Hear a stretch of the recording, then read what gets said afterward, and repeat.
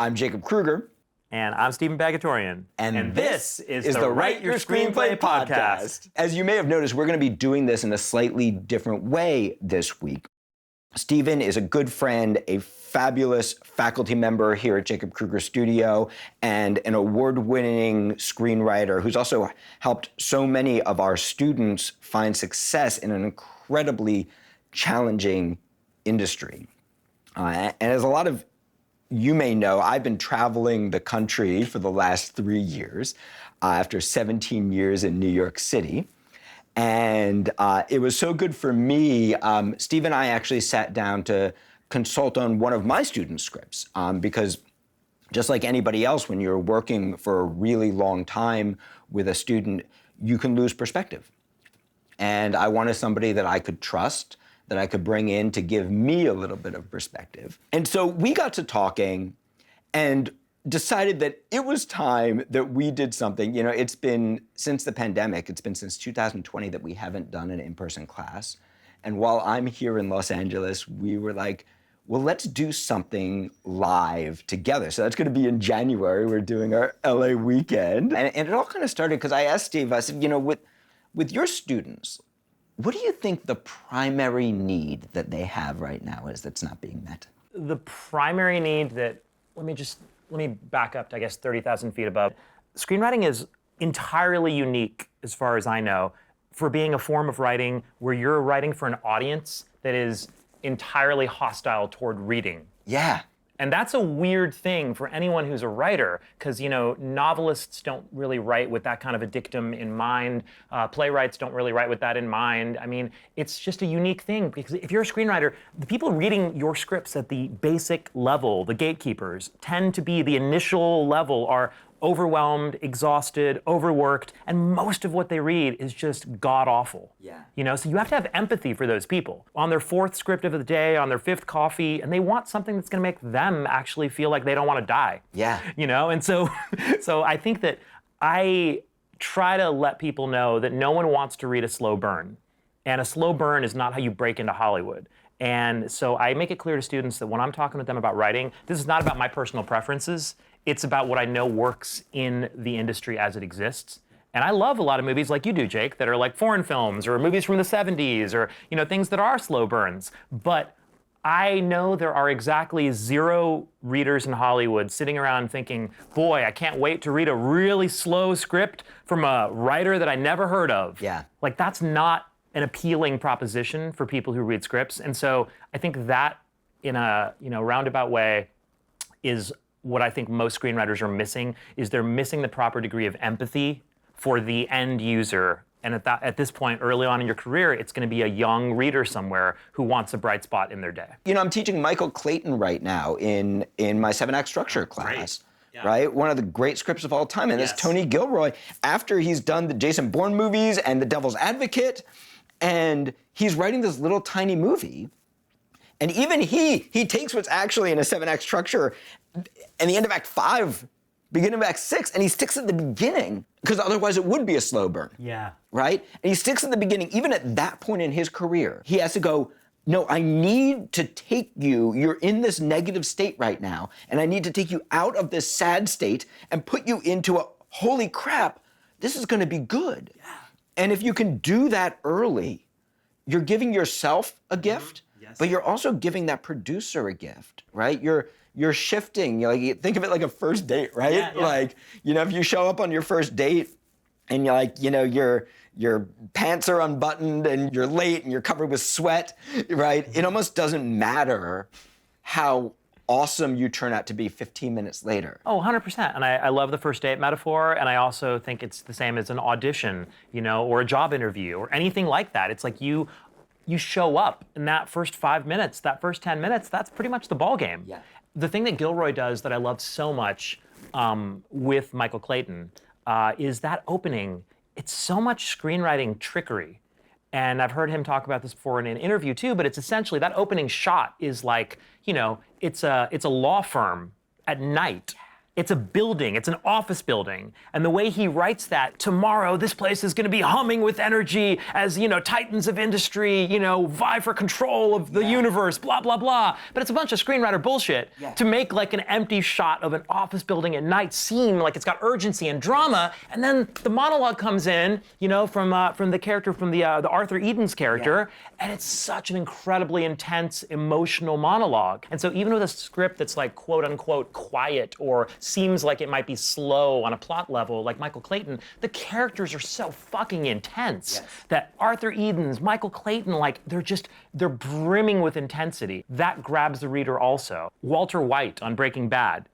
Can you get much more intense than that guy? John Locke, the bald guy on Lost. I mean, super intense. Even the rest of the leads on Lost, super intense. Sawyer, Jack, all of them really intense.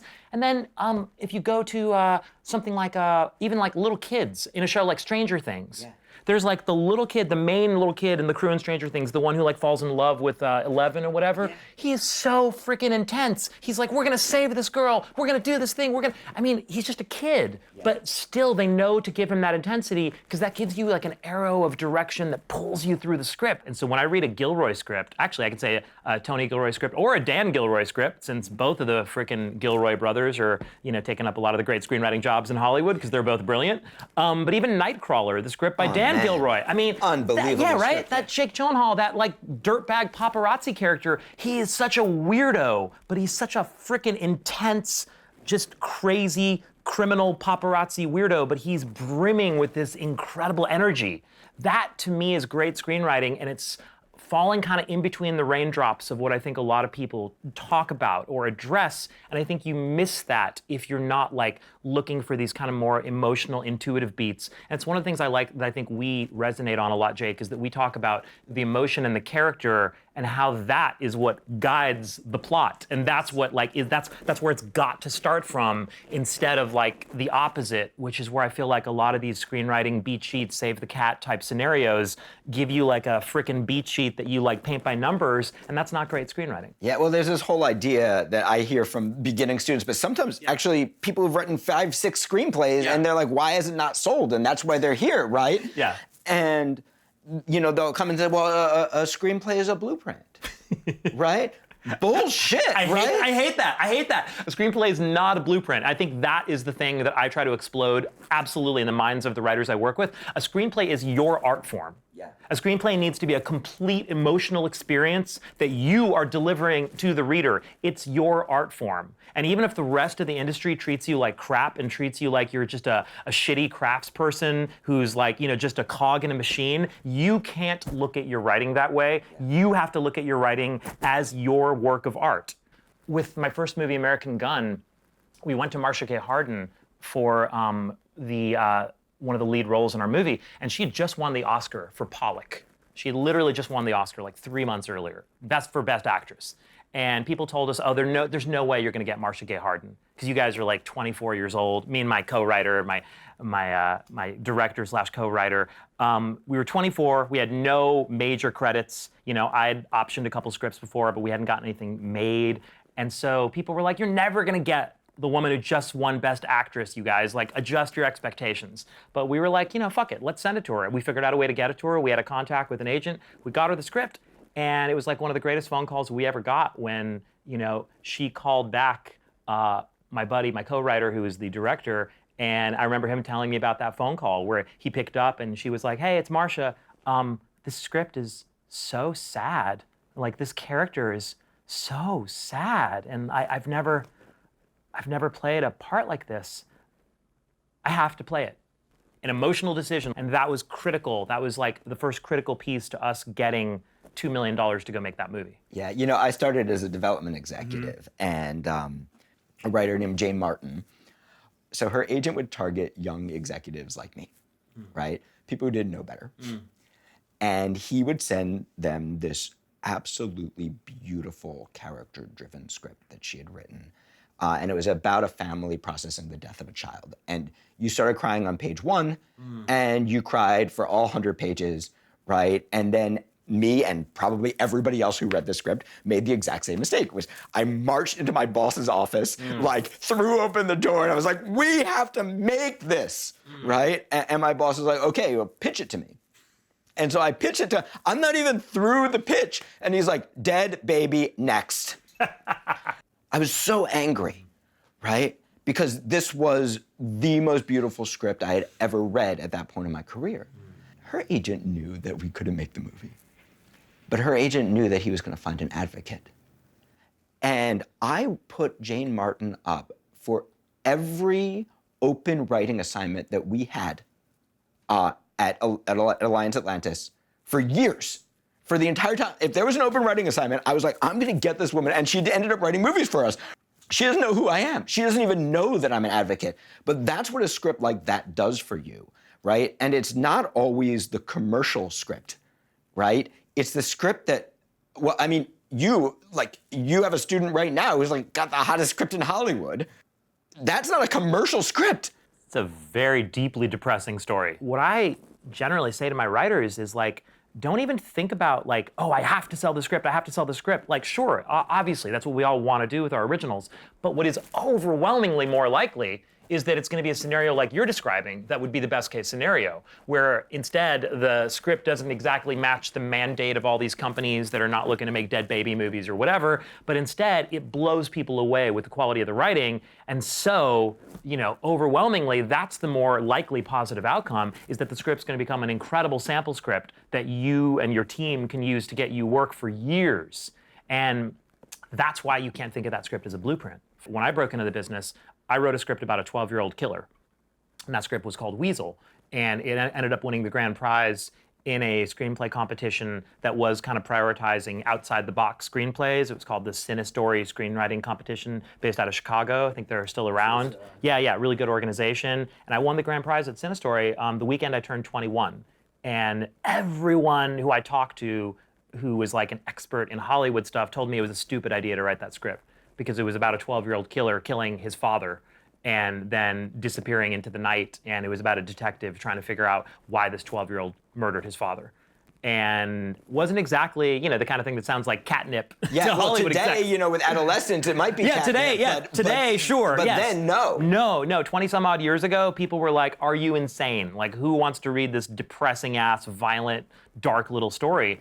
And I just had a very strong instinct and a strong vision for it. And I was also very lucky because I had an incredible writing mentor who I worked with when I was 18, 19, 20, 21, and he was a phenomenal mentor, a guy named Tim Albaugh, and I was so lucky to work with him, and he was teaching an extension class in Orange County where I lived, and I took this extension class with him, and he was amazing. He supported whatever I wanted to write, and he just tried to make it the very best version of that movie. And he said, you want to write a story about a 12-year-old killer? Okay, cool. All right, you're nuts. But if you want to do that, here's how you do it. Here's how you focus on the character. And like, he fully supported that. We should take a moment to talk about mentorship. Because, sure. we both, we have this crazy industry, right? Where people think like in ways that you wouldn't think in any other business, right?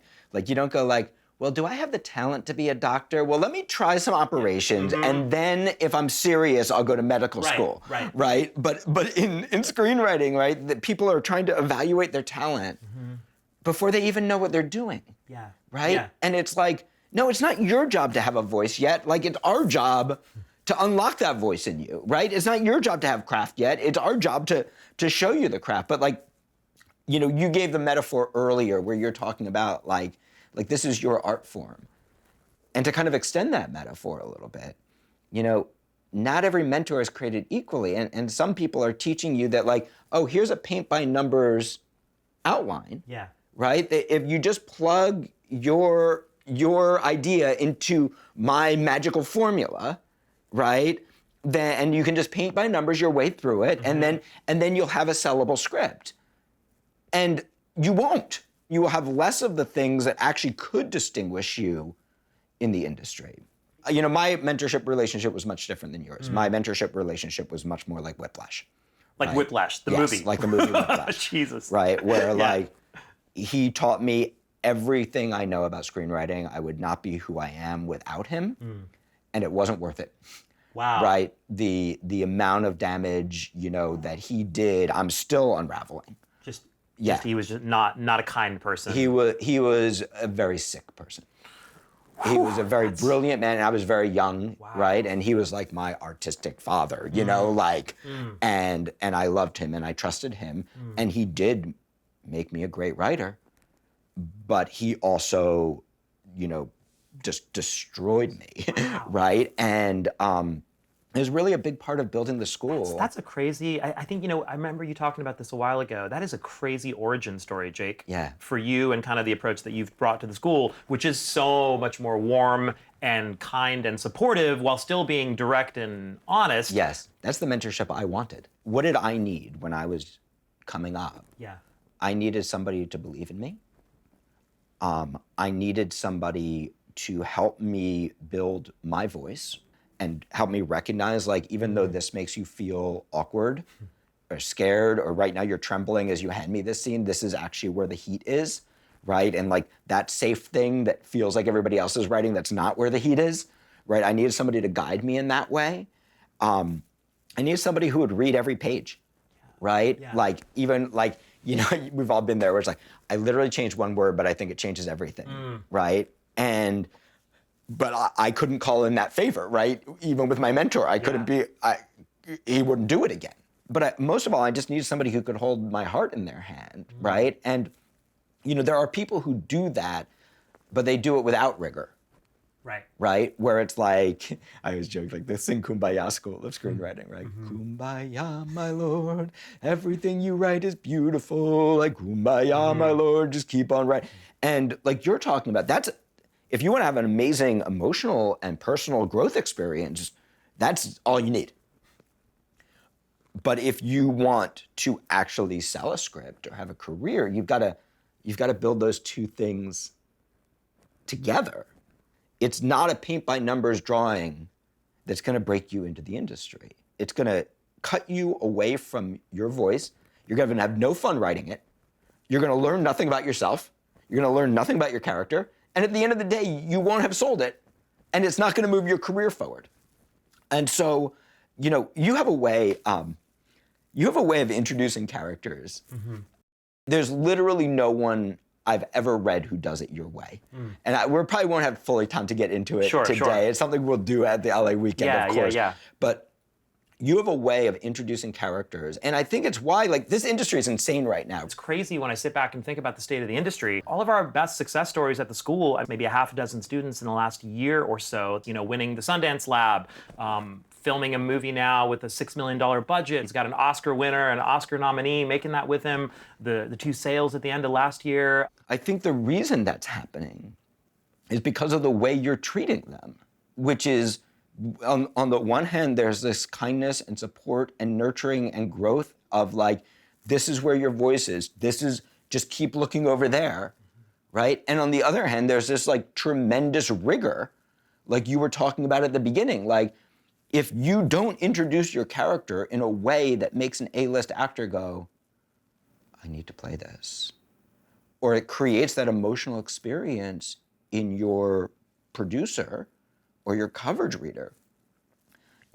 it's already over. I think it's so critical, and it's one of those things I'm always surprised that more people don't focus on or think about, that introduction of your character, the first moment your lead character, any of your lead characters appear in a screenplay, those are the only lines in your entire screenplay that you can say with absolute certainty are going to be read closely by the actors that you want to commit to your project to greenlight the film. You know, and I have friends who are actors, friends who are successful actors, and I've seen them, I've been with them multiple times when they receive a new script from their agent. You know what they do, Jake? They start flipping through the PDF and they start looking for the page where the character that they've been offered appears. They don't start reading the script from page one. These actors who I know, and they can't be alone in this, they go straight to the page where their part is introduced. That's where they start reading the script. And so if it says, Jerry, 42, ruggedly handsome, has a song in his heart, nice guy, they're going to be like, fuck this. They're going to be like, this is not cool, this is not interesting. But instead, if you have character intros that instantly signal you've got layers and you've got a multidimensional character, and that there's layers of this onion that can be peeled back, and they're not so simple and so one note, the actors immediately are going to be excited, and you've signaled to them that this is going to be a character they can really sink their teeth into. Yeah, and there's such an art, screenwriting is not a blueprint. I always like to think of screenwriting as a poem. Yes. Right? Like yes. every word is doing something. Yes. Right? And it's not narcissism that's making these actors like flip to their character. It's survival. Yeah. Right? Is if you are at that level where you can actually get a movie made, right? Your name is that big. Everybody in the world, every best friend, every acquaintance from high school is sending you their script. Every agent, every manager, right? Everyone is knocking at your freaking door going like, what about mine? And this gets back to like the idea of empathy too. So we were talking about like, those young overworked readers at the beginning, but even when you get to the top of the mountain and you got somebody like Denzel Washington or, Margot Robbie reading your screenplay, you got to think, like you said, these people have all the options in the world. Why on earth are they going to commit to your character and take 3 months out of their life to go do your story? You have to think about it from their perspective, and you got to give them an answer. And the first place they're going to look for that answer is in the character intro. Yeah, yes. And it's like exactly what you were talking about with when we were talking about Michael Clayton, right? The blueprint version is, New York City law office, buildings, empty, right? We're shooting from the outside. There's a voiceover happening. But what Tony Gilroy does is he amplifies it. He makes you feel he's going to shoot it. He knows it's going to work. But he has to make you feel what this is going to feel like that's the on the art. screen. And that's the art of screenwriting. Yeah. Don't use voiceovers. Don't use flashbacks. Don't put too much of your personality in the screenplay. Just stick to the meat and potatoes. There's a real dissonance, I think, between a lot of the advice that still seems to, be like zombie screenwriting advice that's floating around. And I can't even believe it, because I'm like, look at the scripts that are selling. Look at the degree of voice that these writers are using. How can you believe from anyone? If anyone tells you don't put your personality in your screenplay, they don't know what the heck they're talking about. Yeah. There's a book called The Hollywood Standard, which like eventually you will own if you're a screenwriter, right? Because it's like the Strunk & White's grammar of how you write a screenplay. And, if you actually followed them, it would be like if you actually spoke Strunk & White's grammar, right? Like, to whom shall I address this email, right? You would have no friends, right? And at the same time, we all recognize bad grammar, right? And we all recognize dialect, right? And so much of screenwriting is like, how do I first develop my own dialect? If my writing feels just like anybody else, even if it's a great, I have so much respect for the way that I found Steve Bagatourian. I was talking to my friend Ramphis Myrtle, who's a wonderful independent producer, and I said, Ramphis, I'm looking for a brilliant writer who can hold a student's heart in their hand. And Ramphis said, how about I send you the guy who wrote the best script I've ever read? Of course, I read it, and it was everything that he said it was, right? But even if you learn to write like Steven Bagatourian, guess what? You're not going to sell your script. Because I can buy a Steven Bagatourian script from Steven Bagatourian.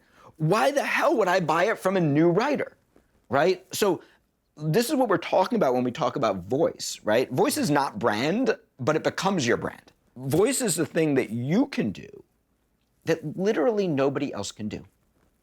And you already have that in you. If there are 10 kids, you're going to see 10 completely different personalities. And they all have their voice, and you could never confuse one of them for another. And we start to model, and we start to scrape off our edges, right, until we become boring, right, and normal, right? But nobody in the world is normal, right? It's just that we're censored. Yeah, if you scratch deep enough, I think this is some saying that resonates for me. But yeah, if you scratch deep enough, everybody's a weirdo. Yes. You know what I mean? And like the people you've become closest to you in your life, your family, your romantic partners, whoever, they've all got weird idiosyncrasies to them. We all do. And that's exactly right. What you're saying is like, screenwriting is a place where all that stuff needs to actually be unleashed and flourish so that you can have a voice. And one of my best experiences I ever had with a writer who I worked with who became a close friend of mine, who was a protege of mine, even as a screenwriter before I came to the school years ago. He was somebody I met casually, and he was a really smart guy, really fascinating guy, and he also was having some success as an actor, but he really wanted to be a filmmaker. And he had these scripts he was writing. He was a young guy in his like early 20s at the time. He was writing these scripts that were really, really strong, and they were good. And he came to me and he was like, we had coffee a couple times, and he was like, can you please read my scripts? Tell me why they're not selling. And he was like, I know these are good. Why aren't they selling? And I read the scripts and I was like, they're just fine. But you, interpersonally, are freaking fascinating. Like when I talk to you interpersonally, and I don't want to say too much to give away who this person was, but because it's their life, they had a fairly unique life experience. But the sort of various constellations of their life and sort of the worlds that they had navigated and crossed were entirely unique. Okay, so someone who just had this incredible life experience, and because of it, just talking to him personally was a wild and highly enjoyable experience because he would have so many different things he could reference that the average person wouldn't have deep knowledge of. And I was like, dude, put that in your scripts. I should feel like I know you from reading your script. Yeah. You know what I mean? And like we know, like you read certain scripts and you know you're gonna like the person. Most scripts that, when I was a development executive, and these are scripts, mostly by professional writers. Yeah. But most of the scripts I read were craft without voice. Yeah, exactly. Right? Oh, it's exactly. like, well, it hit all the beats, it had a good premise, it hit all the beats appropriately, and yeah, might make an okay movie. Pass. Yeah, no, exactly. And this writer who I'm talking about, after he kind of like took on the advice that I was saying, it was night and day, Jake. Yeah. Suddenly, his script started selling. He became one of the hottest young writers in Hollywood, and his career as a screenwriter just blew up overnight. And I think people just had a great time reading his scripts now because they felt like talking to him. Yes. And that's what great screenplay description to me should feel like. Yes, I do also agree that it's poetry, but it's very conversational poetry, It's like it's sort of like conversational haiku. Yeah. It's like, it's like what you'd say when you'd had a couple of beers and you're trying to just say something, poetic at a bar to a friend, but still tell a story. Yeah. You're telling a story, and the reason I like to say haiku is because haiku is poetry with a syllable limit. Yeah. And screenwriting is like writing with a syllable limit, and within a container that is so specific. And I think that's the other thing that most writers who come to screenwriting really, really underestimate is the importance of thinking in terms of that container. Because you got 100 pages. That's also an entirely unique thing about screenwriting. Novelists don't have to worry about that. That's why most novelists make crappy screenwriters. Because they're not used to writing in a container. That's why most playwrights don't always transition well, because from coming from playwriting, it's a different type of discipline. Yes, or they end up on a writing team. They end up on a writing team, right? Sure. But they don't end up a showrunner. Right, yeah. right. It's a different discipline. And with screenwriting, you've really got to have this mind for a container that makes you prioritize things differently. Because you got 100 pages, then you've only got a certain amount of page real estate. Yeah. And you got to think so carefully about how you allot that real estate. So screenwriting, on so many levels, it has these unique dimensions to it that I think if you don't get into all those angles, then you're going to miss the forest for the trees, because someone who's a great screenwriter is thinking about the container, and they're thinking about the rhythm that they need to move through that container with. Yes, and that container is actually where the people think if only I had total freedom, I could be so creative. No, it would be boring. The blank page is not where you find creativity. Yeah. You find creativity when you've got some crappy stuff on the blank page, and you go, oh, I'm going to look here, right? And so we do this in our lives too, right? As you were speaking, I was just like, it's exactly like life. You only have so much real estate in your life. So, if you're dealing with, crazy Uncle Tom and, you're dealing with, your unhappy relationship and you're dealing with a job that you absolutely hate, that doesn't serve your writing, right? Like a job that you hate that you get to make a lot of money in a short period of time so you can write might be a great job, right? But a job that you hate that takes up a lot of your time and your energy, right? How much time do you actually have left, right? And if you are able to slowly over time go like, okay, if right now 1% of my life is going to my art, well, what would happen if 2%, right? Because people think that change happens like, oh, I have to quit my job, leave my relationship, drop Uncle Tom. No, what you actually have to go is go from 1% to 2%, right? Because you just doubled your real estate. You just doubled your focus. Yeah. Right? And then you go from 2 to 3, and pretty soon you're at 10, right? And pretty soon you're at 20. Rewriting a life is like rewriting a script, right? It's like we can't serve all of the gods that we first imagined, right? Like I can't be an astronaut. I'm thinking all the things I wanted to be as a kid. Like I can't be an astronaut, a herpetologist, which is a snake expert, right? A professional football player, of course, right? A musician, right? I can't be all of those things well, right? But in my first draft, I might want my character to be all of those things. And then I have to realize like, oh, this one's a herpetologist, right? He's obsessed with snakes. That's like 90% of who this character is. And like, how do I go really, really deep there, right? And this is what they're talking about when they say kill your darlings, right? Like, okay, yeah, the astronaut dream was great, but it's not this movie. Right? How do I start to expand the parts that actually matter and start to slowly cut out the things that don't? Yeah, I like what you're saying a lot, because I think about that a lot, you know, because we're teaching people how to write very much in the form of like the hero's journey and that Joseph Campbellian tradition of the hero's journey, because that's basically what Hollywood does, and 3-act structure, 7-act structure, however you slice it, it's a hero's journey. And so it's the story of one person having the most incredible change and the most incredible adventure they're ever going to have in their life. And that's why we're watching a movie about it, you know? Sometimes students will ask me like, well, does it have to be like the most incredible thing that's ever going to happen in your main character's life? And I always say, well, why would you make a movie about the second or third most incredible thing that's going to happen in someone's life? Yes, it has to be about the most amazing thing that happens in this person's life, you know? And if you're creating a story, it's got to have that profound of an impact on that character. And it doesn't mean it has to be big. Like, no. Remains of the Day is one of my favorite films, right? It can be an internal revolution. I mean, really, like even something like Michael Clayton, it's a largely internal revolution that happens inside that character, but it feels profound. It's got to be emotionally profound. And I think that's what people understand. It's like you're saying, the metaphor for life. I think screenwriting and the way that we do this in America, because it is different than Europe or Asia or Indian cinema, but the way we do this in America with the hero's journey, I think there is such an incredible resonance with people around the world to this idea of the hero's journey. Because ultimately that's what all of our lives feel like to us. From our perspective, if we're faced with challenges, we all know some challenges are bigger than others, and slaying the biggest dragon in our life is something that feels impossible.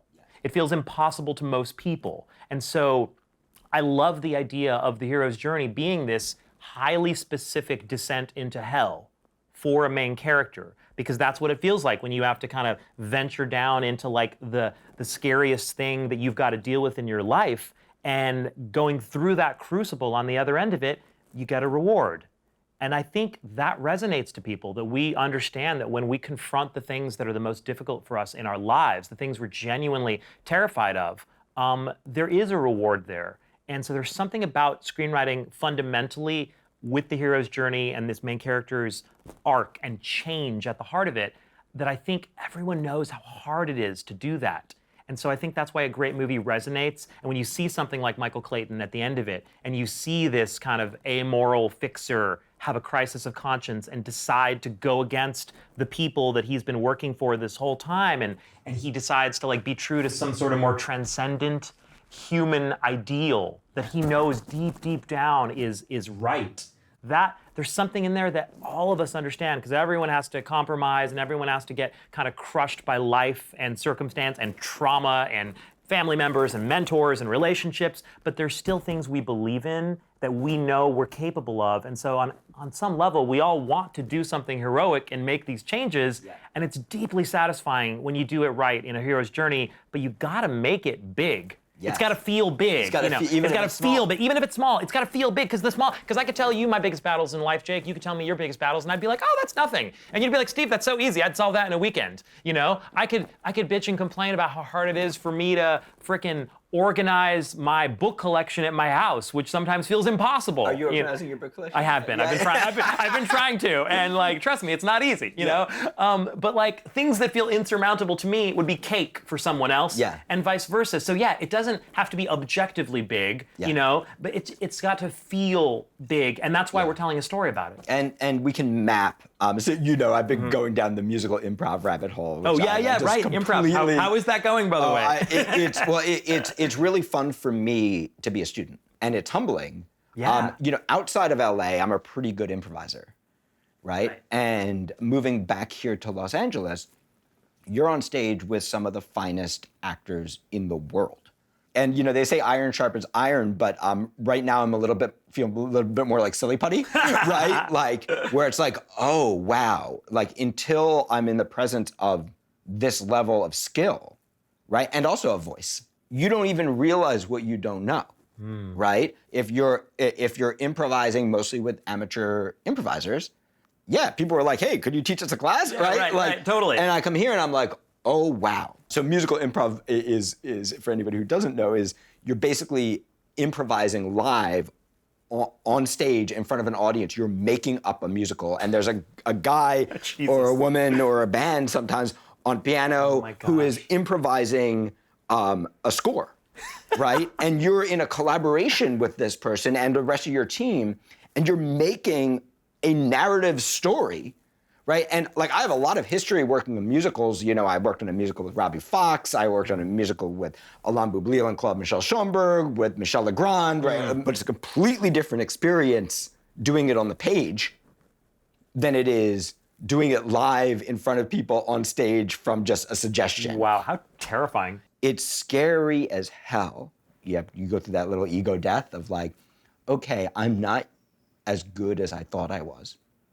And that's okay. And at first you're like, maybe I should just quit, right? And go back to doing what I'm good at. And then you go, no, I want to do this. I want to become a master of it, right?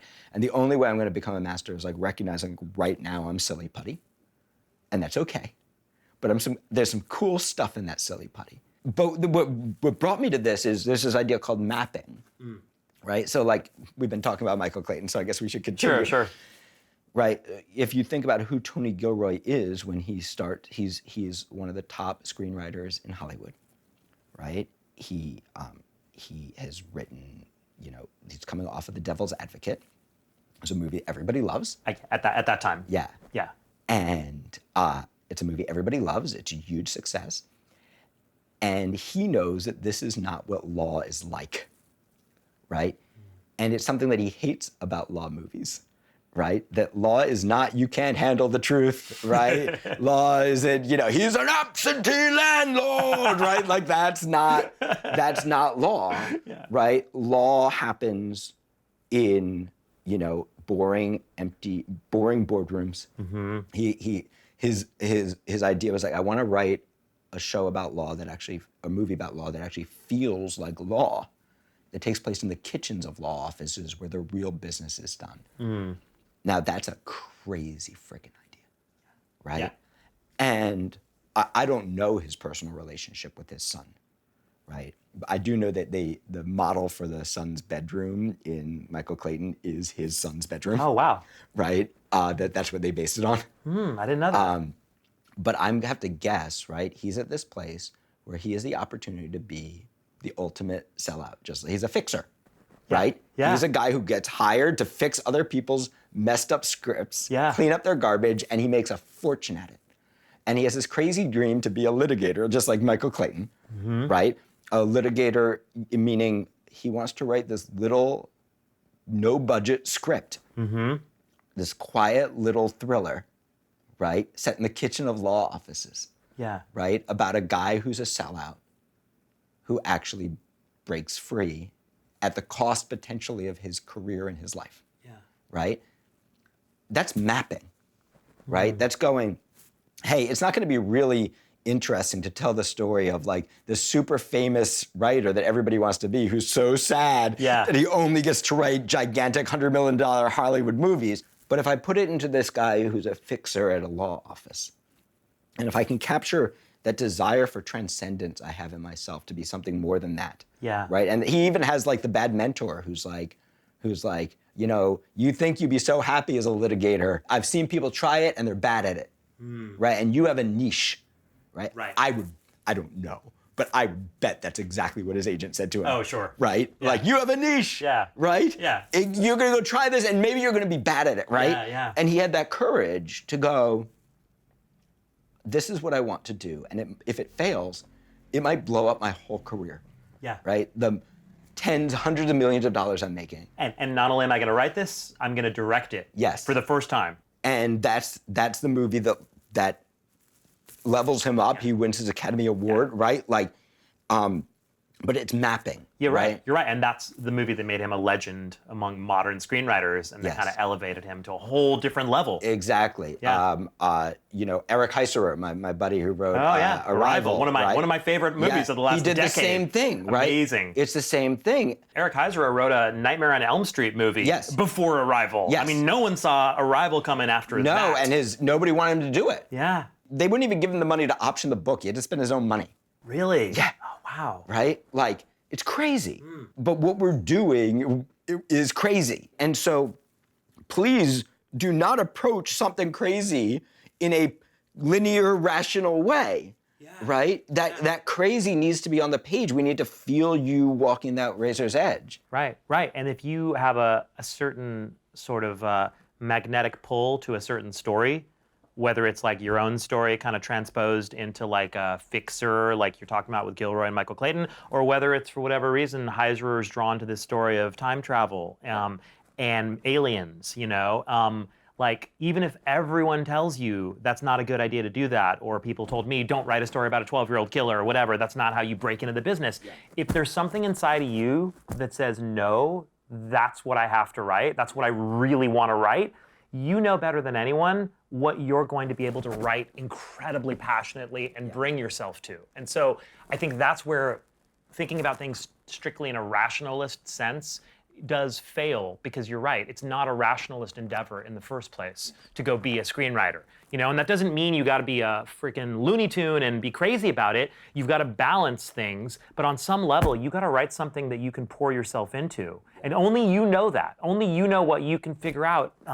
is going to work for you. And the thing you're saying about mapping, too, I think that's really clever. And I think it's another way of also saying, write what you know, but it's not the literal definition that confuses people, like, oh, well, I've been a garbage man my whole life, so I'm gonna write a script about being a garbage man. Yes. No, it's write what you know emotionally. Write what you know inside of yourself that feels like your deepest truths or your biggest battles. That's what writing what you know is, and it sounds like what you're saying with mapping, too. It's like finding that way. And like, if I had a contentious relationship with my father when I was in my early 20s, which I did to some extent, I'm not going to write a story about a young Armenian American who's like having a contentious relationship with like his dad who runs a steel business or whatever. It doesn't sound like the most exciting story, but I might write a story about like a 12-year-old gangster who's in like a life and death battle for control of his life with his father.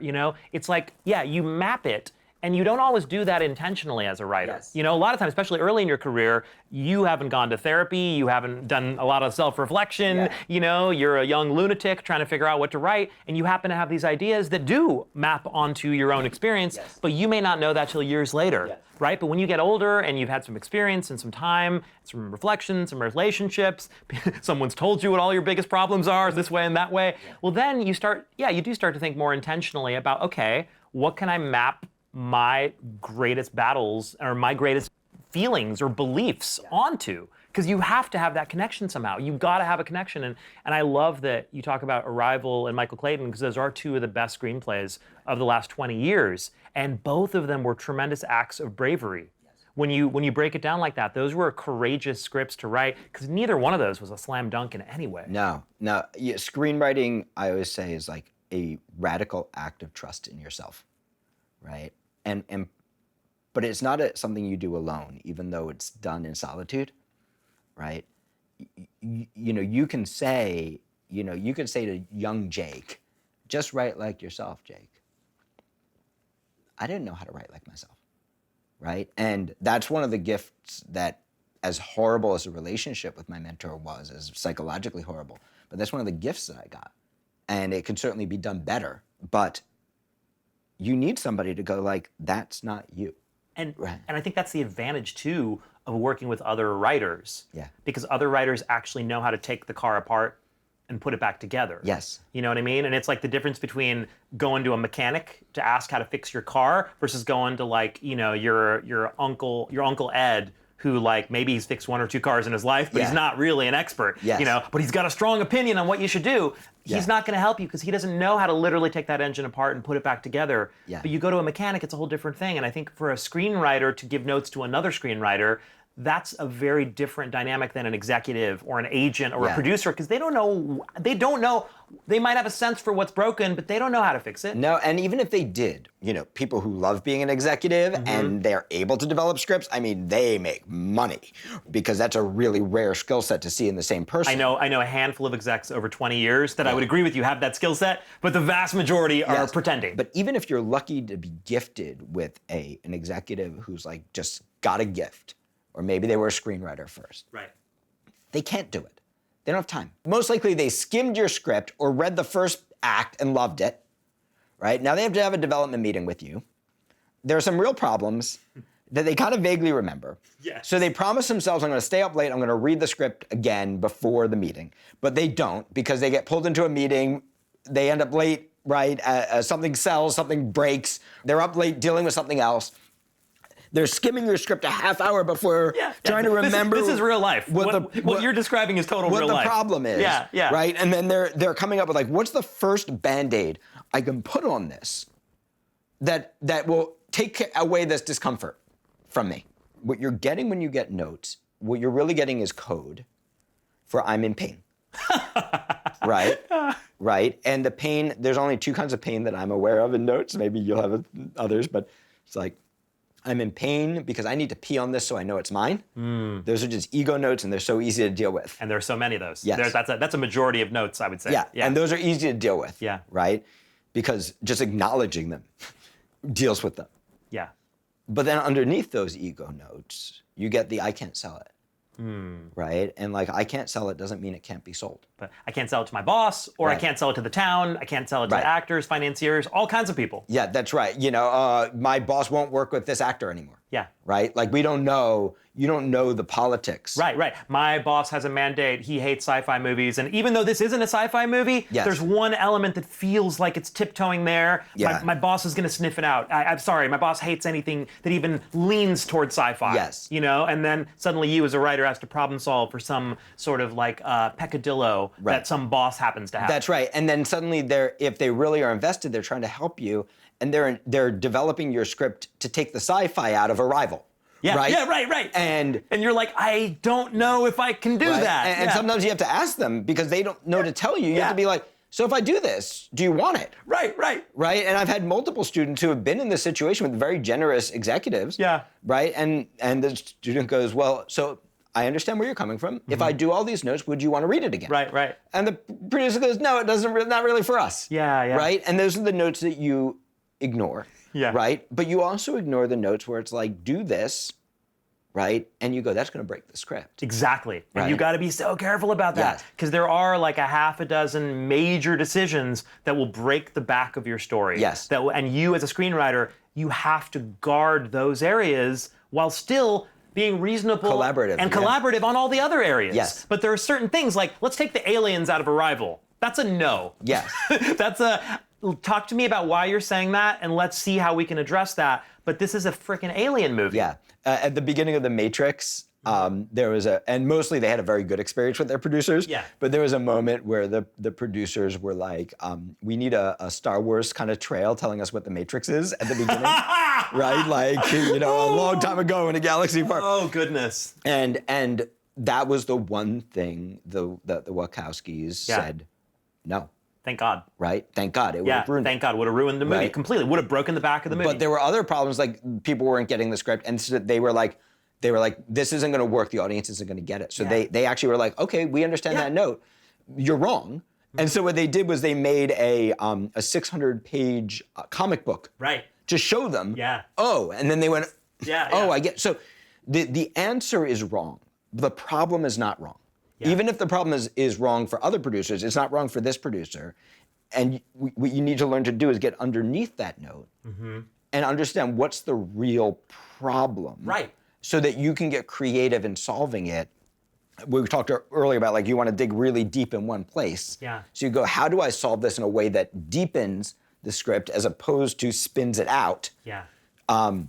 Because if you do their note that's a bad note, they will fire you. Oh, they will fire. They will blame you. They won't even remember. Yeah, they will blame you and they'll fire you. They'll be like, oh, the draft just lost something. Yes. And I'm like, and you're like, I did what you said that I knew was a bad idea. But that's, as a professional screenwriter, that is still your responsibility. Yes. It's your responsibility to push back or to navigate or psychologically, like you say, understand the note underneath the note and then address it. And then also, frankly, sometimes the mandate has changed at the company, the winds have shifted, and there's literally nothing you can do. And let me just tell you a quick funny story on this topic with my script Weasel that I mentioned before about the 12-year-old killer. So I optioned that script to a couple of very big producers.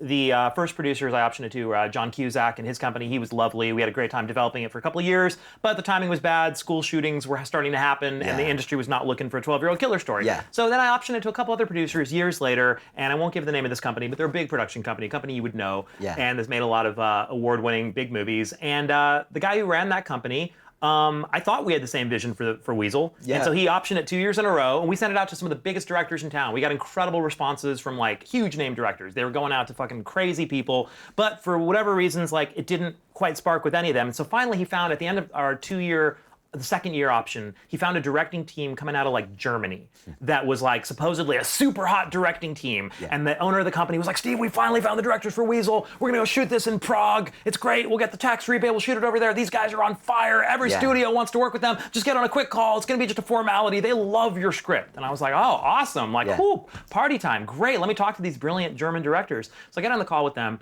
And these two guys, like, I thought it was a skit, honestly, Jake. I thought it was this must be for some candid camera type show. Get on the phone, it's a big conference call, all the execs are there, and the directors sound like Hans and Franz, remember from Saturday Night Live? They're like, hello, yes, we love the script, we love the visual, oh yes, very good script, we really love it, we only have a couple of small notes, but we cannot wait to work and make this movie, oh, love it. And I'm like, sure, great guys, what are your notes? Like, okay, the first note, we hate children. We do not want to work with children. This 12-year-old child, no. We must make him 18 because the labor laws are terrible for 12-year-olds. You cannot work them hard enough. We need to work our actors very hard. We need 18-year-olds so they shoot long days, and we don't like children. Okay, and I was like, wait, what? And then he's like, okay, hold on. We have one more note. We think script will be better if 18-year-old becomes cyborg. And so he will be cyborg, he will be 18-year-old cyborg killer. And like, I'm just like, oh God, this can't be real. They gotta be just goofing with me. This has gotta be a prank. And my producer is gonna be like, oh, okay, just kidding, Steve, haha, oh man. There's dead silence on the call after they pitch these ideas to me. And I'm just like, I'm taken aback. And I'm young enough in my career that I don't know well enough how to camouflage my reaction completely. And suddenly I hear my producer chime in, this guy who's been developing the script with me for the last couple of years, and he's like, wow, well, those are some really bold, pretty fantastic ideas. Well, what do you think, Steve? And I was just like, what do I think? I think making a movie about an 18-year-old cyborg killer sounds interesting, and yeah, I'd be really happy to develop that movie. But honestly, guys, that has nothing to do with the story of Weasel, which is about a 12-year-old human who has murdered his father and is on the run. And I don't even see how to make this work. But I'd love to develop this other movie with you, but it's not Weasel. And there was just crickets on the call, and the call ended very awkwardly.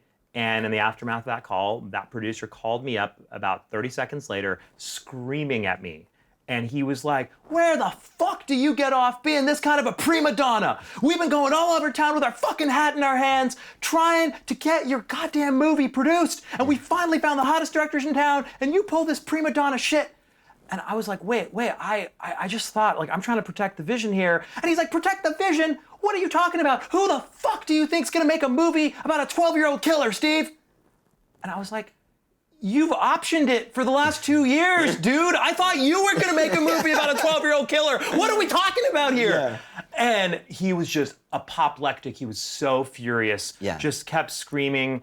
I finally ended the call, and I was like, okay, I guess this is gonna be the end of that relationship. But honestly, we were at an impasse where the company had gotten, enough pushback on the subject matter that they were willing to kind of throw the baby out with the bathwater. Yeah. Which I was not willing to do at that moment. And so, we parted ways. But, I think that's one of those moments where you got to just make a decision too. Yeah. And if you want to just change the core of your story just to get something made, well, that's a decision you can make as a screenwriter, but that's a very personal decision. Yes. And the real danger happens when we do that and no one's paying us. Mm-hmm.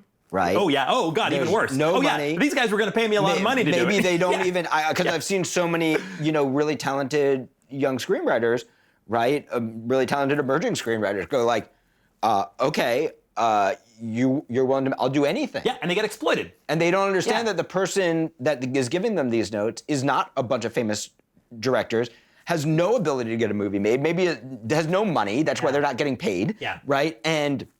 And they'll end up making their script worse and worse and worse for years. Yeah. Right? There's nothing wrong with going, I actually liked your answer, right? Like, hey, let's develop that script. Yeah, totally. I thought I was being gracious. Yes. Instead of just being like, F you guys. Yeah. Like, I thought that was a good answer. They didn't agree. But what I wanted to say is, like, we make the same mistakes with our way we develop our own scripts, right? Is like sometimes we're Hans and Franz. Yeah. Right? Yes. Where we're like, we read something, we're like, I hate it. Yeah. Right? I hate it. And then we're like, I'm in pain. No one's ever gonna want this. What could I do? Oh, I have to save the cat, right? Or, Steve was talking about the hero's journey earlier, but he's not talking about the formula of the hero's journey. He's not talking about these 17 steps in this order, right? He's talking about a journey of change, right? But we go, I need the spiritual father, right? Or I need the emotional mother, or I need the return with boon, right? Well, like, no, in Remains of the Day, the return with boon is he doesn't get the boon. Right? In every Aronofsky movie, the return with boon is suicide, right? Like, but we grab for this thing that's going to take the pain away, right?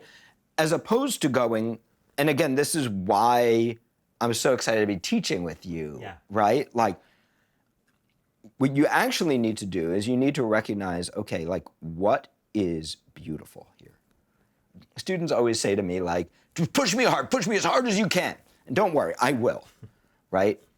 But they think that the feedback that tears them down is what's pushing them hard. That's not.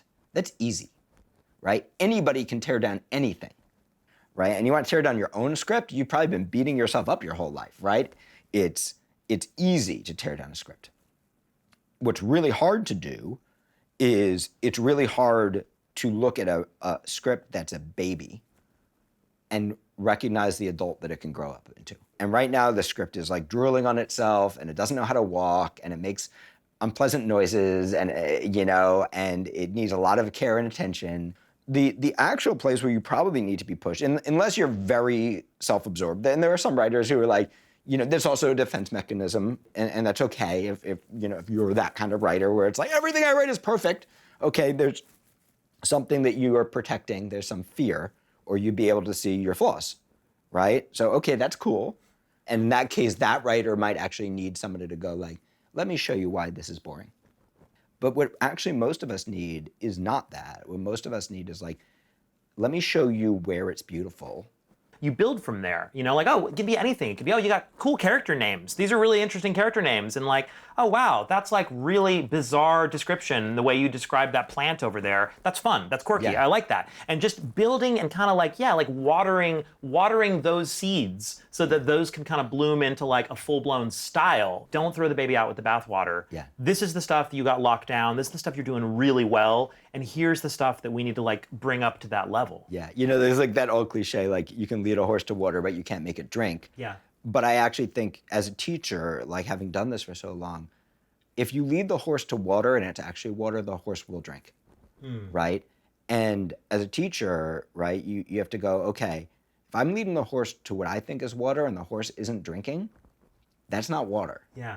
Right? Horses know water. Either the writer's not thirsty, right, or it's not water, right? And that means I have to go, oh, maybe I don't actually understand what this writer's building. See, and that's the part of, I think, working with writers that I do really love, and we've talked about this before, how it starts to feel like, a little bit of a therapy session at times, because sometimes you have to pull back and just say, okay, hold on, maybe I'm not quite getting what you're doing with the story. like, why do you want to tell the story? Yeah. You know what I mean? Because sometimes it's not obvious. And then once you realize, or once a writer tells me what they're going for. Yes. Because sometimes they might be so distant from what they're doing. Yes. And when they tell me what they're going for, I'm like, oh, that is really beautiful, or that is really kind of amazing. And I could kind of see there's something there that's incredible. Now that I know what you're aiming at, all right, cool. Let me help you write the best version of that. I want my writers to develop their style for what they're doing. Yeah. You know, and that doesn't have to be a thing that I'm a fan of or that I resonate with. It's got to be their voice. But there's got to be their voice actually doing what they think it's doing and what they want it to do.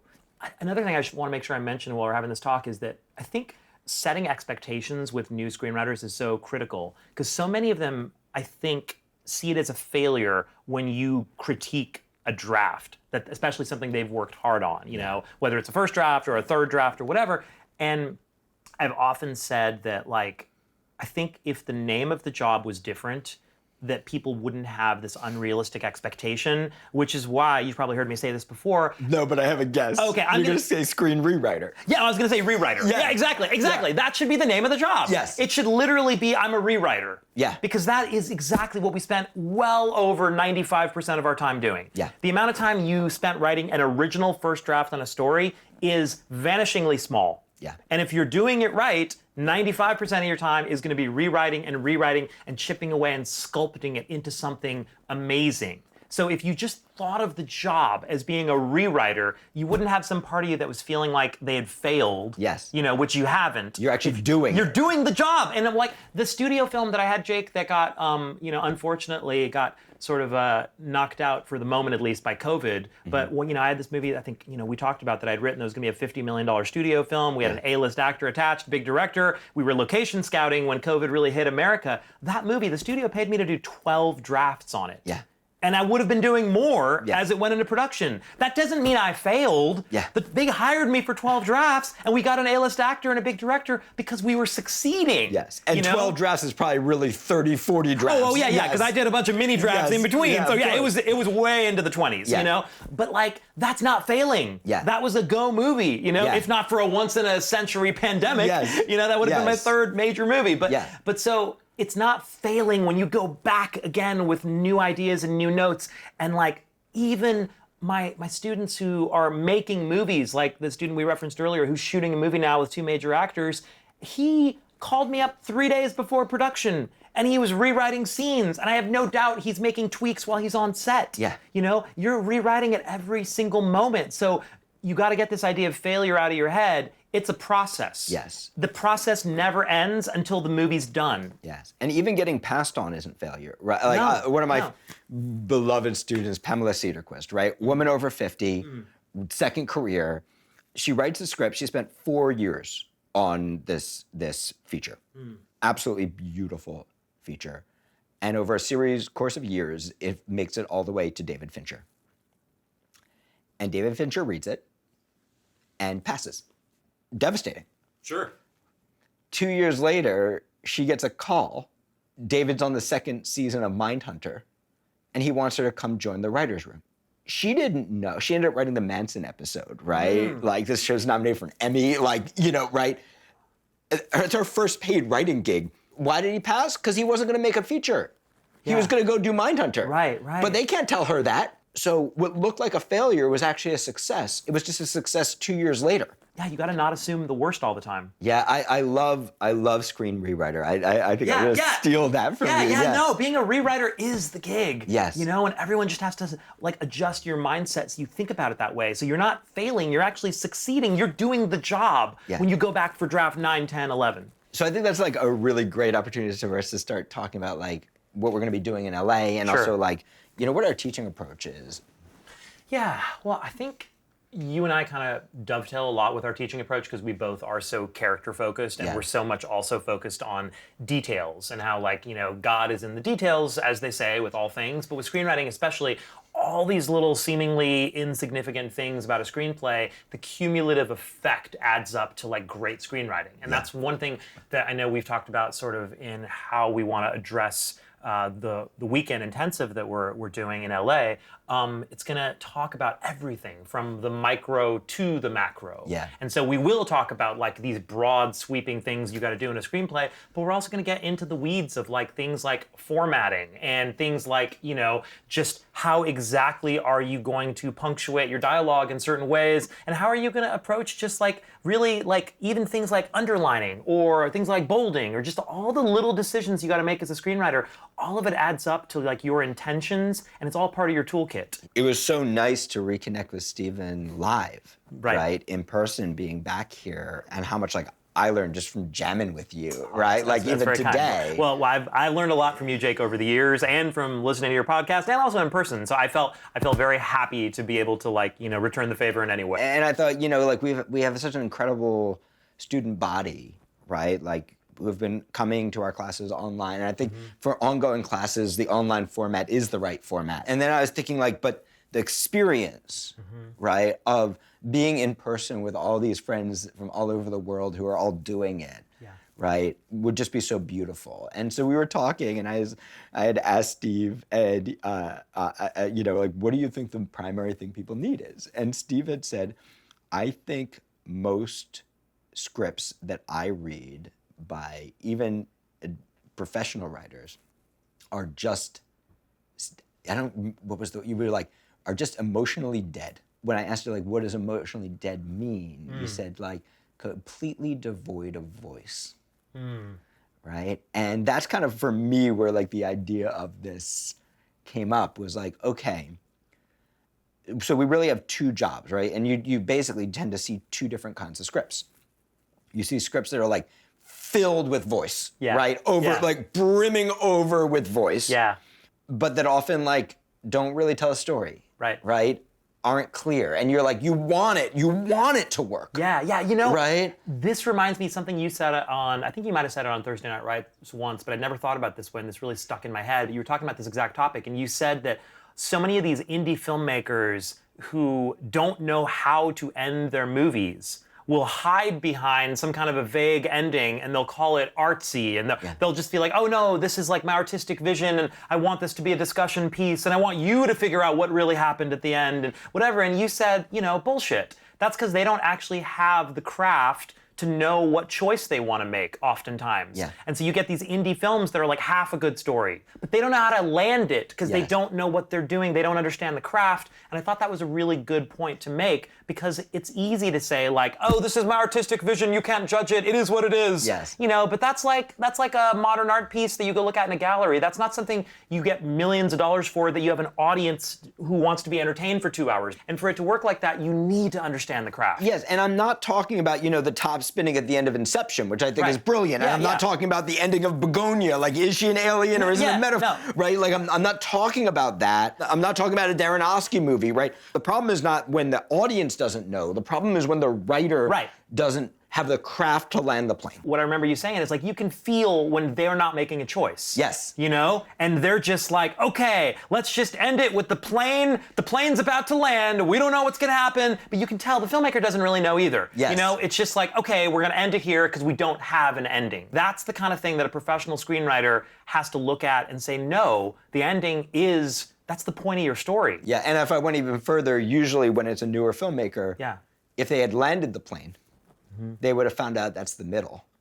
And, you know, the writer will say to me like, oh my God, I have no idea how I'm gonna cut this 150-page script down to 100 pages. And I go, oh, that part's gonna be easy.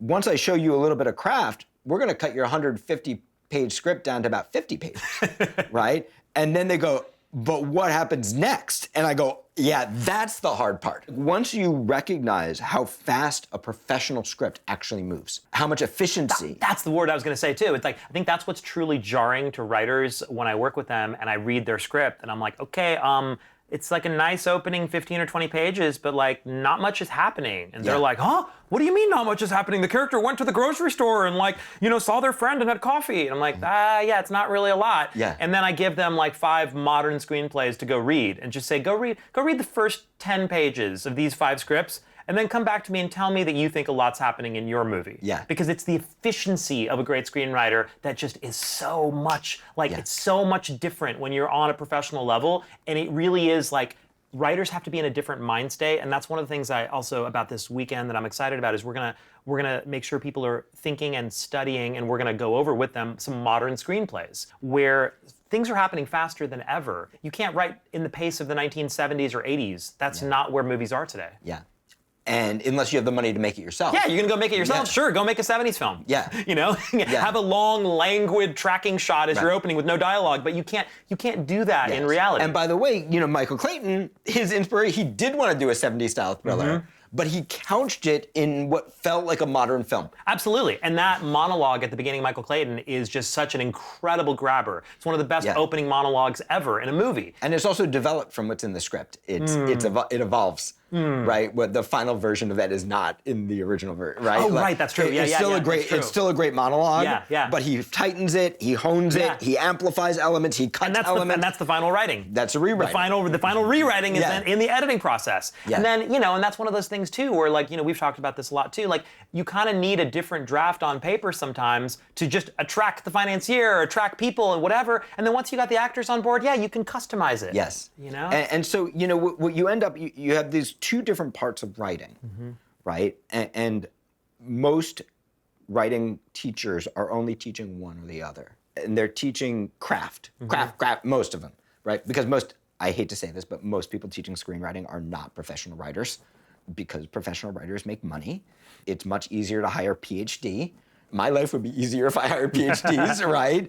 Professional writers get projects and they leave, and they're expensive and they're busy, and they can only take so many students. Where you get a PhD, they'll be with you forever. Yeah, they'll probably be more punctual too. They'll be more punctual, right? They're reverse engineering these perfect screenplays. Yeah. Right, and they're going, just do this. But that's what they're doing. You're right. They're reverse engineering something that they don't know how to engineer. Yeah. Yes, and they don't know what the first draft looked like. Exactly. Oh, that's such a great point, Jake, is that when you have a teacher, an instructor who doesn't know how to go through the process, they're reverse engineering and teaching you based on something that's draft 27. Yes. And then they're trying to help you get to that, but they don't know how to build from that ground up to get there. Exactly. Because they haven't done it, and they certainly haven't done it at that level. As Steve was saying, you're a screen rewriter. You're going to write 20, 30, 40 revisions of not just this scene, because this scene's going to be gone. Meg LaFave was speaking at Austin Film Festival, and she was talking about Inside Out. And she's like, there are 3 scenes from the original Inside Out that are in that final movie. And that's normal. Yeah, and that's normal. Yeah. That was the path it took for her to make one of the great movies of all time. Yes. And as a new writer, you're not breaking in with a movie that's not one. And so you're going to have to do something disruptive, and it's going to take multiple passes. And so you get these very well-intentioned, very brilliant teachers who go, just do that, right? We were just talking about efficiency. Yeah. Right? But if we go, okay, just work right at this efficiency, guess what? You're not going to be able to do it. And even if you do it, it's going to be flat and boring, and your voice isn't going to be on it.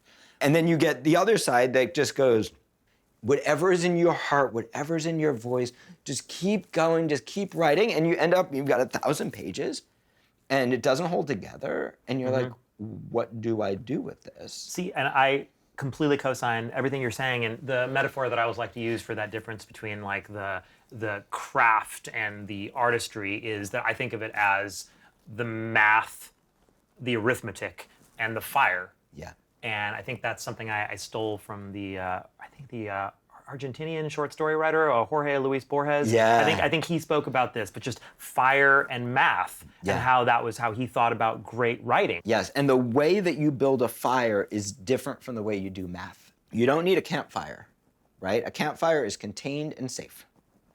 A real movie or a real TV show, something that's going to launch your career, is a fucking forest fire. And you need to fan the flames until you get them out of control. Until you get your character into a situation you don't know how she's getting out of it. Yeah. Right? Because if you don't do that, your audience knows how she's getting out of it. I teach Honora in 7-Act Structure, right? He does all of Pretty Woman in the first half, right? Just edgier. Right. Right? Well, what happens on the other side of that? I don't know. Yeah. You got to build the forest fire. Yeah. Right? You got to fan the flames. You got to let it get out of control. It's not going to be linear. Right? Somebody's going to jump from tree to tree, right? It's kind of the opposite of this approach to screenwriting that I was lamenting has been so dominant for the last like 30, 40, 50 years in LA, which is this like overly obsessive method of outlining and outlining and outlining, and to this it's just so counterintuitive because it is coming from a different part of your brain. And what I say instead all the time is like, hey, I know you want to outline, I know you want to organize this, maybe you're a type A personality, more of a left brain person, whatever it is. Hey, just try something. Just write 10 pages. Yeah. Just write 10 pages of your script, bring those in, and let's see where we can find the stuff that's working. Let's find your character, and then how about you start building your outline after you have a character that actually is meaningful. If I need to outline a script, I know I'm faking it to get the paycheck. The producer's got to sign off on this outline, which isn't even really an outline, it's really a pitch. I can do it, you can do it, because we've been writing our whole life. And you also have an awareness that you might have to throw half of it out the window once you find something better. Half of it, most of it, right, exactly, yeah. And I've probably written half the script as a rough draft to even figure out the outline, right? Right, 100%. So it's not that outlining is wrong, it's a tool. But an outline contains the fire. Yeah, it contains the fire, and it's a tool that most aspiring writers, novice writers, they don't know how to then go through the alchemical process, transposing that tool, transfiguring it into this thing that has life and vitality. Yes. And so you get stuck in this like little box you created that then never makes it out into the world as something with a beating heart. So there's this weird thing that we have to do, right? And it would be easy if it was just like, okay, first you fan the fire, then you apply math. Yeah. But it's not that either. No. If you start by applying math, unless you already have a fully developed voice and a fully developed craft, Yeah. you're just going to be making a boring script. 100%. There's just no way around it. Almost always we're going to start with fire.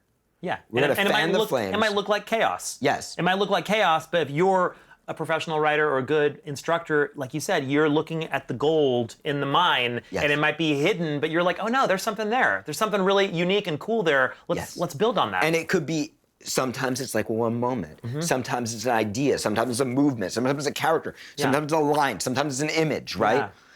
So we start to fan the flames, and then we need to start applying craft to shape them, right? To go like, okay, we don't want to burn down all of LA. We need to fan the fire to a place where it's on the brink of control, right? On the very edge, maybe even a little out of control. Yeah. But we can't keep fanning it forever, or we're not going to end up with a screenplay. We're just going to burn everything down. Right. We just need it to be enough that things are hot and illuminated. Yes. You know, like the good aspects of a fire. Yes. That can then make the whole read feel like a warm, inviting experience. Yes. And then so we're going to have to apply craft to go like, no, we're building not as wide of a flame, but as deep of a flame, as intense of a flame, that's the word I want, as we can. And then we're going to flame it, we're going to fan it again, and then we're going to go, oh no, it actually didn't live there, it lived over here, right? And then we're going to apply more craft. And that's the real process of being a writer, is fanning, creating the fire, bringing the fire back down. Yeah. Creating the fire, bringing the fire back down. And each time you want it getting narrower so that by the end it's like you're holding a blowtorch, right? It's in your control. And it's concentrated. Around one theme, one character, one moment, one hook, right? And so that's what we're going to teach you how to do in the LA Weekend. Character introductions, how to write action, how to write dialogue. Unlike our other classes that go big picture and teach structure, we're going to really be focusing on those micro choices, right? And how to focus the heat of your flame. How to fan it and then focus it. And people will feel that in a screenplay. When people read a screenplay and that has this level of focus and intensity to it, and this level of craft and energy and character, they feel it on the first page. They feel it so quickly. And anytime I read dialogue, I mean, you know, when you read the dialogue or the description on the first page of a screenplay, you can accurately assess the level of a writer within a few lines. Yeah. And it's just so easy. If someone throws away their first 3 or 4 lines of dialogue and they're just like, hey, how you doing? Hey, I'm good. Oh, yeah, come over here. All right, what are you doing? Then I'm like, okay, not a good writer. Yes. Every line should be a keeper, and you're casting a spell on the reader. Yes. And the only way you cast that spell is if you don't let them come up for air, you don't break I know we like to talk about hypnosis a lot. Yeah. You are someone who's something of a hypnotist yourself. I mean, I think... I'm actually a certified hypnotist. You're a certified hypnotist, right, exactly, yeah. But I can see why, though, because there is such a crossover with storytelling. It really is like you're trying to put that reader into a hypnotic trance. You're trying to cast a spell, and that's why at the beginning of a screenplay, especially all of a screenplay, but particularly when you're opening it up, the word I like to use a lot is frictionless. Yes. It's got to be frictionless. There can't be anything that causes someone to hitch, like, oh, that's a bad line, that's a goofy line, that's a boring line. You don't want any of that. You want it to feel so smooth that someone almost doesn't feel that you're putting them under. Yes. And now they're in your world. Yes. And now they'll go wherever you want them to go because they're enjoying the process. And this is true in hypnosis too, right? In old-fashioned hypnosis, classical hypnosis, watch the what, you relax, right? And you know what happens if you tell a person to relax, especially an anxious person? Yeah.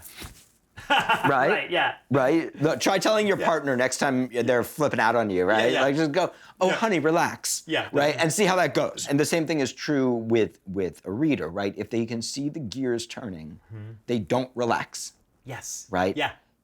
What modern hypnosis, which is Ericksonian hypnosis, does, right? It's just like screenwriting, right?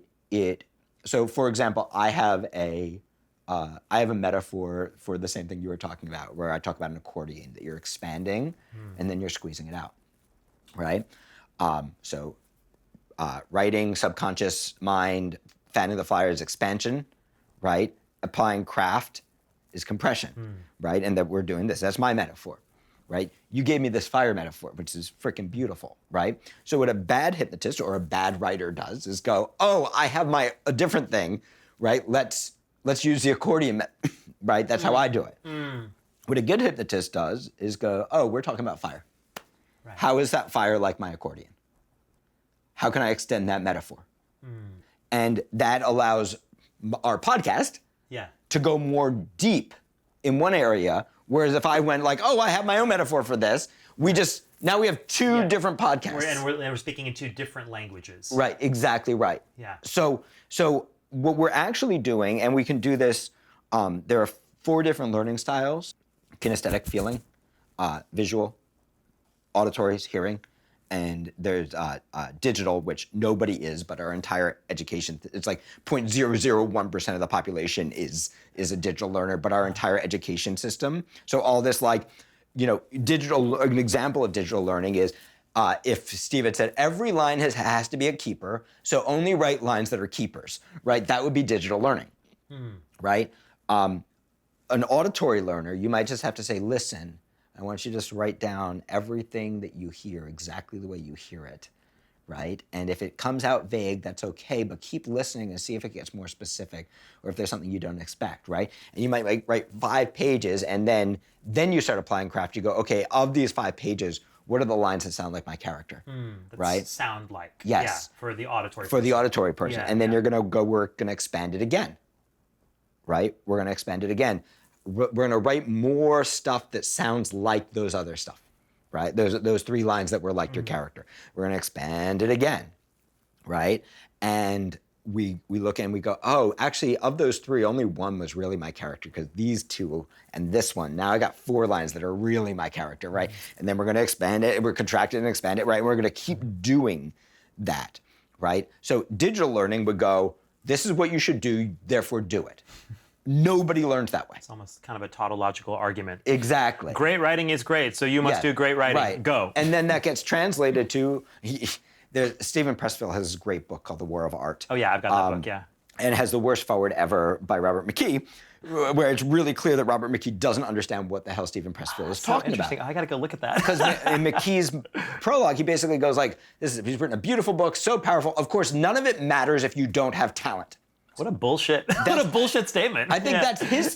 That's his problem. That's how he feels about himself. Wow. Yeah. Right. Wow. That's crazy. When the truth is, if you do what Steven Pressfield is telling you about, you will discover your talent. Yeah. Yeah. Right? And that's actually our only job as teachers. Oh, 100%. Right. Yeah. I'm so glad you said that. I think the talent thing is such a destructive myth. Yes. It's very destructive because it's like really like one of a dozen things that you need to be a successful screenwriter. And in my experience, it's nowhere near the most important. You know, it's really like when you break down talent and you just take that word out of it because it's a loaded word, what is talent? It's really just having a natural affinity for something, right? Like my mentor told me I was a very talented screenwriter because from the time I was 18, I took to it like a duck to water. And I'd been reading comic books all my whole life and drawing comic books, and I thought in terms of like visual storytelling, so I took to it quickly. I had an affinity for it. Yes. But that doesn't mean that suddenly like that's gonna make me successful all by itself. Yeah. You know? And there's a lot of other people who don't have that affinity, but if they work 10 times harder than me, if they've got a more open mind state, if they have less ego, if they're willing to like listen and take better notes, guess what? The talented person will fail. Yes. That person will fail if they don't tick these other 11 boxes. Yeah, and beyond that, like, yes, talent is ease, but really, the way I define talent is like, talent is the ability to write like yourself. Yeah. Right? Yeah. And you really, when a teacher goes, well, this one has talent, this one doesn't, what that really means is the technique I taught worked for this one. And the technique I taught failed for this guy. Right. Right? And instead of going like, oh, maybe I need to teach guy number 2 a better technique that works for his learning style. Right. Instead I'm going, well, it's his problem. Right? And you hear all the time people who audition to teach for me that don't get hired, right? They'll say something like, well, you can't teach talent. And I'm like, no, your only job is to teach talent. Yeah. Right? Your only job is to help a writer get both the voice and the craft that they need to discover their own talent, because talent's really the ability to write like yourself. Because the thing that unlocks it for an auditory learner is different than the thing that unlocks it for a visual learner, is different than the thing that unlocks it for a kinesthetic learner, right? And ultimately, we don't know what our reader is going to be, so we want to be hitting on all those different levels so that our reader can be hypnotized even if they're not primarily visual. Right? And I think it's interesting. Steve is a kinesthetic learner. I'm sorry, Steve is an auditory learner. If you've ever done ProTrack with Steve, you know he works differently than all of our other teachers. The pieces need to be read aloud. I insist on table reads. Yes. When I work with writers, I insist on doing a table read at the beginning of every session. Yes. You know, when we're working one-on-one or in my workshops. Yes. I know myself, and I just know I'm going to pay way more attention and be way more present if you and I workshop a scene together, Jake, and then we get to talk about it right away. Yes, but beyond that, you're an auditory learner. I think you're right. It's true. He learns by hearing. I'm highly verbal in that way. Sitting around reading the script for hours and hours wouldn't help him because he's not a visual learner and he's not primarily a kinesthetic learner, and even though he's capable of doing these things. And if I do read it to myself, if I'm reading a screenplay half the time, I will just be mumbling the dialogue to myself. Because I like to hear it. Because you need to hear it, right? Because it's meant to be performed. I'm primarily a kinesthetic learner. And secondarily, visual, auditory is my weakest, right? I actually learn best by sitting down and reading the script on my own. That's so interesting. Right? And so recognizing that we can't attack this like everybody is a one-size-fits-all creature. Right? And so the goal is to these are the most important things. First, how do we build your voice? And we're going to do meditative writing. We're going to do some hypnosis stuff. We're going to do some breaking past your inner censor. We're going to do mindset stuff. We're going to do what I call me draft writing. We're going to do a lot of different ways of attacking because for different people, we find our voice in different ways. Right? And then we're going to apply craft. And we're going to go, here's one way to apply craft. Here's another way to apply craft.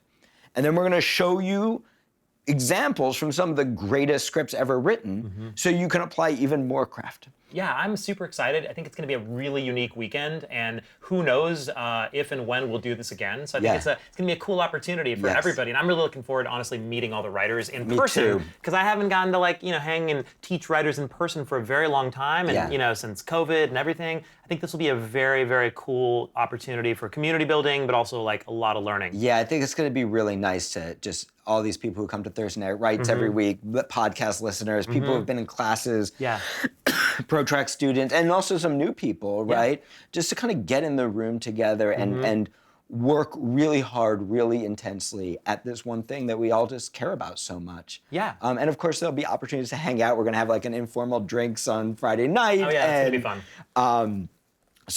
So come, because it's going to be awesome. And when else do you get to work with the two of us together?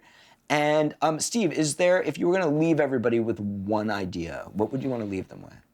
My brother-in-law, when I was young, he was a screenwriter, and he had actually just won an Oscar for Best Short Film. And he was the first person that I talked to about screenwriting. And I remember him saying something to me that always stuck in my head, and it's kind of served me well. He said, think really carefully about everything, because every mark you put on the page, every mark you put on the page matters. And you should have an intention and an idea behind everything, whether it's an ellipses, a semicolon, a comma. In your mind, you need to have an intention behind how you're organizing all the information. And that was kind of skipping ahead to that craft step that we talk about. But he was just giving me a window into the level of awareness you need as a screenwriter that I never would have dreamed. Like, I just was a very kind of like artistic-minded kind of a kid at that point. And he was just like, no, there's this whole other world to screenwriting. Yes, it's an art, but there's this other world that's like highly, highly intentional and kind of strategic and analytical, and you need to think about that. And I'm gonna dovetail that with some of my other favorite writing advice that came from my favorite comic book writer, Alan Moore, the guy who wrote the comic books for Watchmen, V for Vendetta, From Hell, million amazing things that got turned into mediocre movies. But the stories themselves in their comic book form are transcendent and beautiful and amazing. And one of the things that Alan Moore says about when he edits his scripts that I thought was just so brilliant, but yet so simple, is I'm not going to attempt his Northampton English accent, although part of me would like to. But I kind of feel like you should. Yeah. No. This is gonna live on YouTube. I can't do that. If you catch me in person, I'll do my Alan Moore impression for you. He said, when I go through and I edit my scripts, I look for any line, whether it's dialogue, description, or whatever, that sounds like something I've heard before. And when I see those lines, I change them. And he says, it's kind of sometimes a boring process, but I've come to really enjoy it. And I go through and I change those lines, and he says, the cumulative effect of that is when people read my scripts, they find them to be highly original, because they are. Intentionally so, and I strive to find ways of saying things that don't sound like I've heard them 1,000 times before. And I think that is just such a simple editing technique that is so brilliant in its simplicity, because we read a lot of screenplays, and how many screenplays do you read where the dialogue just feels utterly generic, the description feels generic, there's no there. It feels like any one of 1,000 writers could have written it, and that's not great screenwriting. Great screenwriting is figuring out a way to just make these changes constantly, and at the end of it, people are going to say, what a voice. And what I think is so beautiful about that is this is one of the great writers ever. Yeah. He's not saying every line I put down is a line no one's ever written. He's actually showing you there's a process by which I get there. Yes, he's very humble. Yes. He's very humble in that way, and I think that is something you see with a lot of the great artists. And I've been a huge fan of comic books forever. And there's a French cartoonist, Mobius, who's largely considered one of the greatest comic artists of all time, maybe France's greatest cartoonist. And Mobius, when you heard him talk, he's passed away, but when you heard him talk about art, it was always shockingly humble. When we see interviews with him, and he's literally considered one of the greatest artists ever, and you hear him talk, and he would just be like, I really messed up that panel there. That was a really tough one. I had to redraw that one several times. Wasn't ever happy with it. And to hear him talk, he was just so humble. And that was always really striking to me, that the people that are the best of the best, often they have this ability for self-reflection and humility, because they know that everything that they put out isn't just brilliant. They know it's a process. And even Alan Moore, he said the same thing. People are like, your editing process, is it quick? Is it quick? And he says, no, it's not quick. It's laborious. And it's, ruined marriages for me. It's very, very difficult. But I don't know any other way to do it. And I think that's the thing, is you got to put in that work and be willing to, and find the joy that is there. That's where the joy is, right? Everyone has the desire for the shortcut because we want to be done. Right, of course. But it's in that slowing down and going I've seen this before, I've heard this before. How could I make it just a little bit more specific, a little more? That's where you find your voice. That's where you grow. That's where you change. That's where you find, I thought I was selling out and writing the Hungry Hungry Hippos movie, and it turns out I'm actually writing something that matters to me. Yeah, and that's beautiful. And that's really beautiful. And, now that I've given that more expansive answer, let me give a really quick final thought on something I can leave writers with that will be very familiar to the writers who've worked with me. And this is one of my favorite pieces of writing advice. And it sounds glib, but it's completely true in my experience. Actors love to say cool shit.